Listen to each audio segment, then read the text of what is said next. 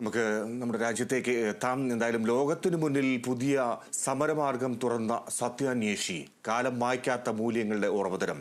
ഇന്ന് ഒക്ടോബർ 2 ഗാന്ധി ജയന്തി. മഹാത്മാവിന്റെ 185ാം ജന്മദിനം ആഘോഷിക്കുകയാണ് രാജ്യം.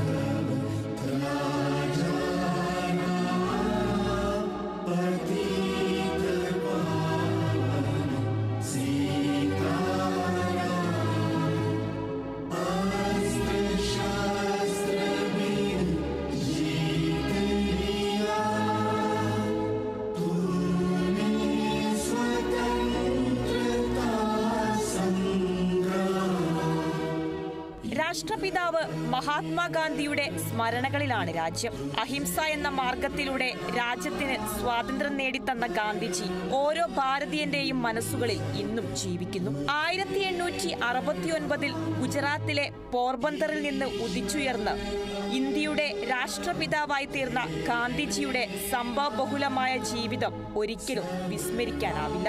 അഹിംസ എന്ന തത്വം അടിസ്ഥാനമാക്കി സത്യാഗ്രഹ സമരങ്ങളിലൂടെ ജനഹൃദയങ്ങളിലേക്ക് ചേക്കേറിയ വ്യക്തിയാണ് ഗാന്ധിജി. പ്രവർത്തിക്കുക അല്ലെങ്കിൽ മരിക്കുക എന്ന ഗാന്ധി വചനം ഇന്നും ലോകത്തിന്റെ വിവിധ കോണുകളിൽ ഉപയോഗിക്കുന്നുണ്ട്.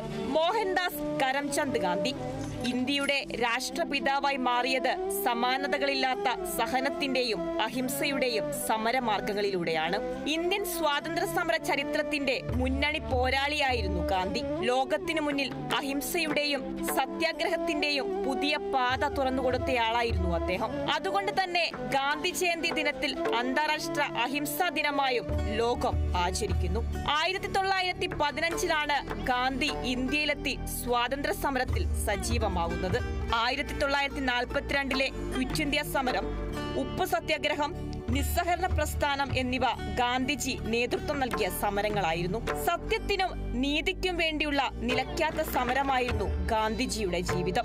1869 ഒക്ടോബർ 2 മുതൽ 1948 ജനുവരി 30 വരെയുള്ള ഗാന്ധിയുടെ ജീവിതം ലോകത്തിന് പാഠപുസ്തകമാണ്. കഠിന പ്രതിസന്ധി ഘട്ടങ്ങളിലും തന്റെ ജീവിത ദർശനങ്ങളെ അദ്ദേഹം കൈവിടാതെ ചേർത്ത് പിടിച്ചു.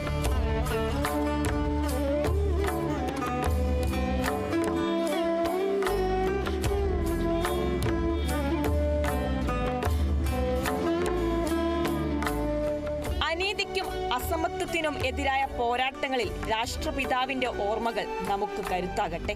രാജ്യത്തിന് ദിശാബോധം പകർന്നു നൽകിയ സ്വാതന്ത്ര്യ സമര സേനാനിയുടെ ജന്മദിനം രാജ്യം വിപുലമായി തന്നെ ആഘോഷിക്കുകയാണ്. News desk, Kerala vision news.